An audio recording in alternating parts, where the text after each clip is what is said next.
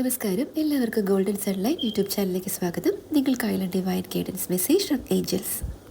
ഭാവിയിലേക്ക് പണം മാറ്റിവെച്ച് സാമ്പത്തിക സുരക്ഷയ്ക്ക് പ്രയോറിറ്റി നൽകാൻ നിങ്ങളെ പ്രോത്സാഹിപ്പിക്കുന്ന ഏഞ്ചൽസിൻ്റെ സന്ദേശമാണ് സേവിങ്സ് കാർഡ്.